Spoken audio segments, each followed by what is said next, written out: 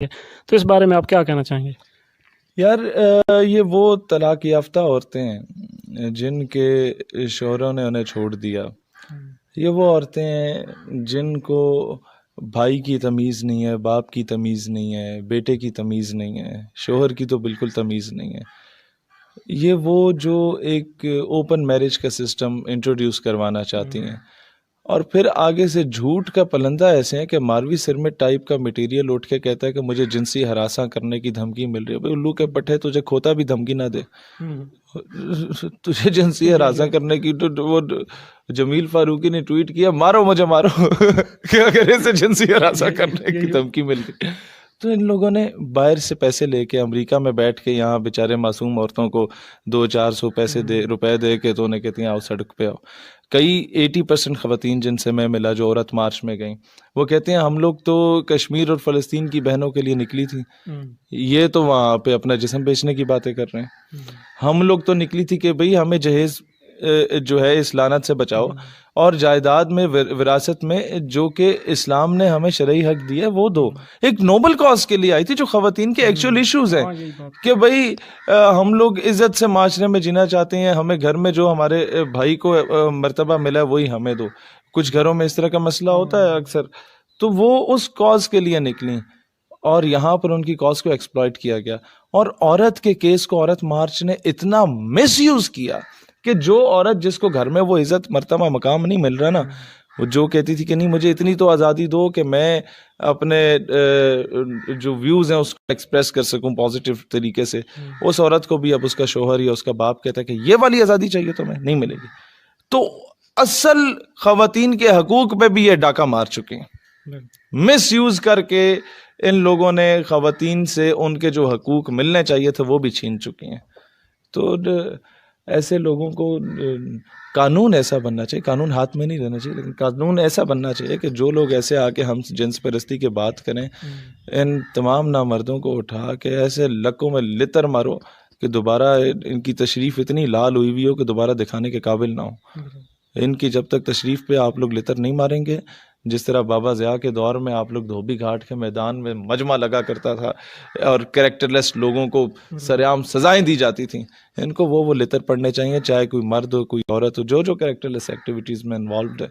जब तक ऐसा नहीं होगा पाकिस्तान हकीकी मायनों में इस्लामी जमहूरिया नहीं बन सकेगा। ये आज आधे कपड़ों के साथ आके नाच के गई हैं, कल ये नंगे होके आके नाचेंगी और no one would be there to give them a shut up call. और जब आप उन्हें रोकने के लिए जाएंगे तो कहेंगे अच्छा तो आप रिलीजियस एक्सट्रीमिज्म फैला रहे हैं। भाई भूतनी के एक्सट्रीमिज्म कौन सी फैला रहे हैं? मेरे मुल्क का तुम लोगों ने सत्यानाश करके रख दिया, उसका इमेज क्या दे रहे हो तुम लोग?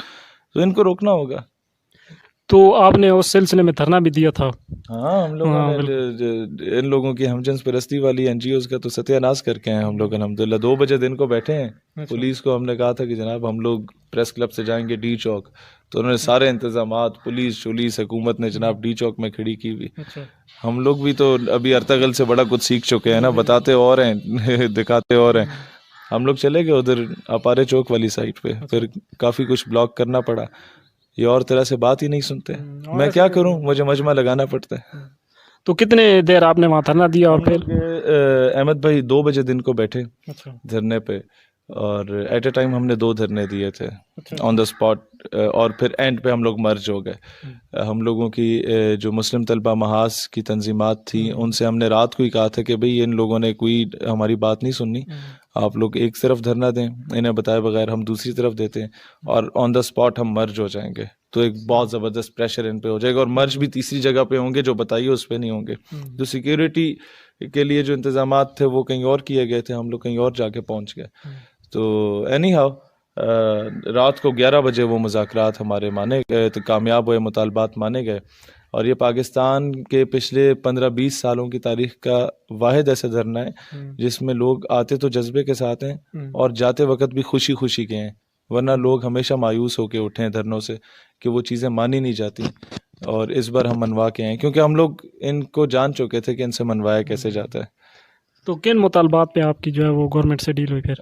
हमारा जो पहला मुतालबा था वो ये था कि जी जितने भी ऐसे लोग कैरेक्टरलेस एक्टिविटीज़ में या डायरेक्टली या इनडायरेक्टली पाकिस्तान और इसकी इस्लामिक आइडियोलॉजी को टॉर्निश करने के लिए कोई रोल किसी ने प्ले किया, उनकी निशानदही करके सख्त से सख्त कानूनी कार्रवाई करें, अच्छा। वो उन्होंने मान लिया।